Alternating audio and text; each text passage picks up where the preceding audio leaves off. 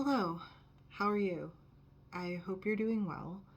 I just wanted to give a little bit of an update in regards to how I'm doing regarding trying to get psychological testing and therapy. So, I'm going to start with the psychological testing. So, I had an appointment this morning for a psychological evaluation. It's an intake. So, this was the first appointment, and I have a second appointment with her um, for February 3rd at 10:30 a.m. So I saw her today virtually, and we talked a bit about what I've been experiencing mental health wise. Um, and she told me that I definitely have DID, dissociative identity disorder. She said that, um, as well as she said that it seems like I have very severe anxiety, depression, and PTSD. She also said that she is noticing some patterns in the way I communicate that lean towards me possibly having borderline personality disorder, but she needs more time to get to know me to determine if she feels that is one of the diagnoses I truly have. Um, she also responded really well to my questions regarding personality disorders within people who have DID, which is great because I have tried to ask questions before when I've been diagnosed with borderline personality disorder, and typically I just get shut down. But what I asked her was like, so you agree that I have DID, right? And she said, yes, I have DID. So I continue, if I have all of these different personalities that live within the same body, and they all have drastically different ways of thinking, feeling, and interacting with the world, then how does that fit into the definition of what a personality disorder is? Because typically personality disorders are not talking about people with a fragmented personality. They're talking about singlets who have one cohesive personality. And a personality disorder is a pervasive pattern of thinking and behavior that sort of cascades and veins through every aspect of a person's life, every single one. How they engage with friends, family, at work, at home, just all of it. And if you have all these different states of consciousness who react to things so differently, then how could you consider it to be a pervasive experience, is what I'm saying. And for it to be a personality disorder, it does have to be a pervasive experience from what I've read.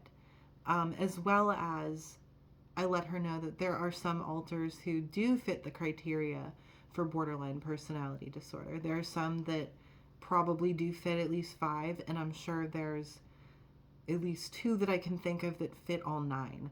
However, there's more than just those alters in our system.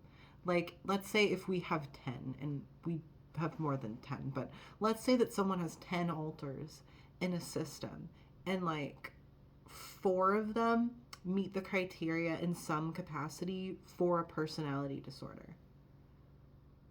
There's still 6 left who don't fit the criteria. So I could that be considered pervasive if only 4 have all the criteria but not 6? Would then you have to start getting into the nitty gritty about how often these 6 that don't display personality disorder symptoms front?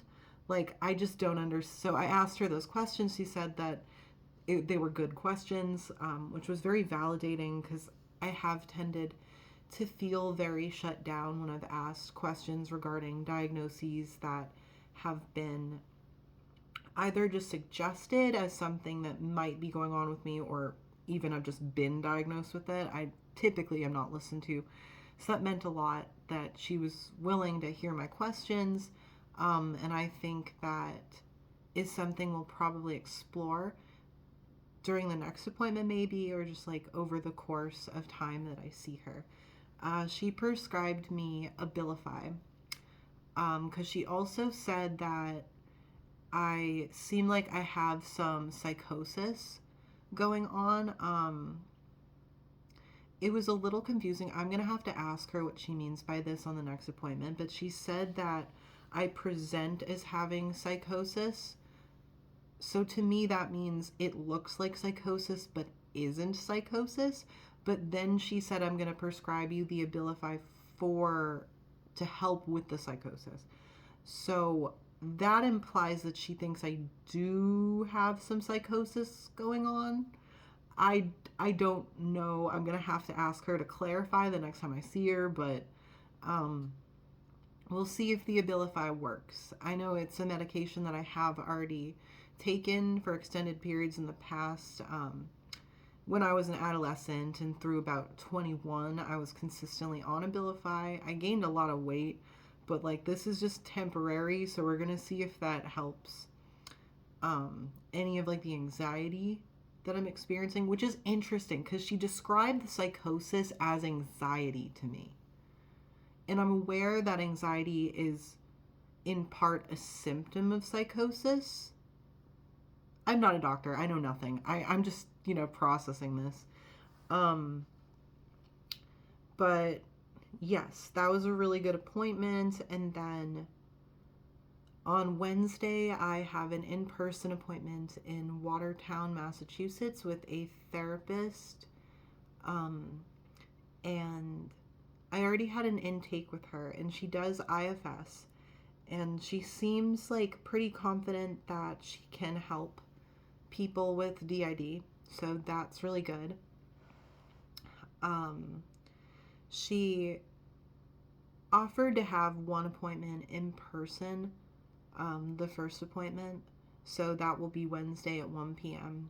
And then the rest of the appointments are going to be virtual. Because I explained to her that there are some alters within our system who don't front when we leave the house. They only really front when we're at home. And if they're going to get an opportunity to speak and be heard, it will have to be at home just because they don't ever leave the house. And she understood that, and she has experience with other systems who also have alters that only front at home. So that's really reassuring. One of the alters in our system who until recently has only lived in the inner world actually spoke with the psychiatrist today, and I was genuinely like really proud of him and happy that he did that for a few reasons. So basically he said that until recently he hasn't lived out here, so when he popped out here it really messed with his sense of what his entire life was.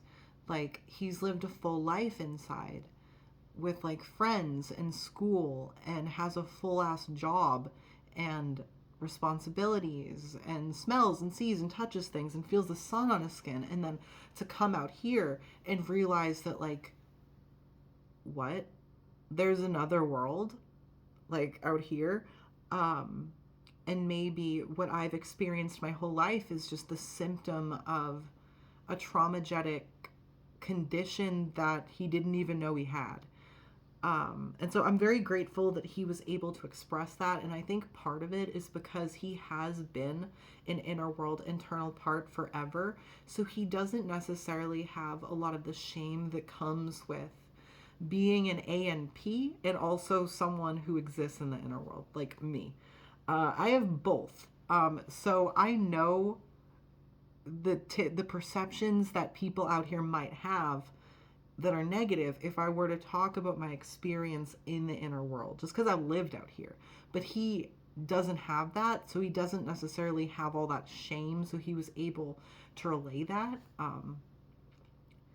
Yeah, and it was pretty much like right after he said that, she was like, yep, you've got DID. And I'm like, Thank you. Like, that is genuinely so validating because we have struggled with shame and just general fear of the uncertainty of, like, what are we dealing with? And even when we figured out what we were dealing with, and the therapist that we were seeing for a very long time was like, yes, this is DID, this is what you're dealing with, we still would be able to trick ourselves into thinking over and over and over that we don't have this, that it's not real, we just made it up. And yeah, I guess that's part of the disorder, because what is dissociation? It's a disconnect from your thoughts and feelings and your physical experience. And what better way to disconnect from that than to think that you don't have a condition you have? Because you made it all up and everything feels like a dream. Yikes. So, very validating. Glad we have that appointment. And yeah, I don't remember who exactly said this, but someone mentioned that sometimes we feel that when we've been assessed in the past, that switches have been misconstrued as mood swings. Which on the surface it is that way, but it's also not. Like, if there's a part who in general is just very happy-go-lucky, and like if I'm out and I'm talking, I'm pretty consistently like this, and then like a little switches in and they're like, forgive my impression, but I know, I don't know what to do, I'm so nervous, and the I mean, I was thinking that could be misconstrued as like liability of mood, or like abrupt changes in affect, whereas like I think it all comes back to, can you have DID and a comorbid personality disorder? And I'm sure it depends on who you ask. Because, like, there are parts in my system, I genuinely don't know what I think. I'm not a doctor. I haven't been to school. I have no idea. But there are parts in my system that think that it doesn't quite make sense based off the definition of what a personality disorder is to say that somebody with DID has that. And I'm sure that, like, maybe there are systems who every single part displays all of the criteria for a particular personality disorder, but I don't necessarily think that's our system. So I'm just glad that she's willing to work with us and see us multiple times, like before she comes to the conclusion we have a personality disorder. And of course, if it comes out that that is what we have, that like we do also have BPD, then that's great, because now we can figure out what to do. And what to do is to get a DBT group, I guess, if that were the case. And even if it's not BPD, a lot of us do have very big emotions anyway, so a DBT group would be very useful. But then the next question is, how do you get that? That's really difficult. But yeah, I guess I just wanted to give this update, and also I just wanted to say, like, thank you for all your kind comments and encouragement. And I just want to say that I do read everything. I don't always respond to everything, just because I do really struggle with executive dysfunction and making sure that I'm taking care of things at home. I have limited spoons. I don't know if you know spoon theory. So basically, I only have a certain allotted amount of energy per day, and if on a day I have to like do laundry and take a shower and like cook for myself and do some emails, it then takes away from my social energy and my ability to directly communicate with other people. And that doesn't mean that I don't care and I don't appreciate you and everything that you say. I love seeing your comments and I love learning about you, and just the fact that there are people who don't even know me but really care. And I don't know, just cheer me on. It makes me feel very blessed and just very grateful, genuinely, as a girl that really struggles socially, it means the world. So thank you. And I hope that you're having a good day and that you can find a reason to smile and do something that you like and makes you happy today. So thank you.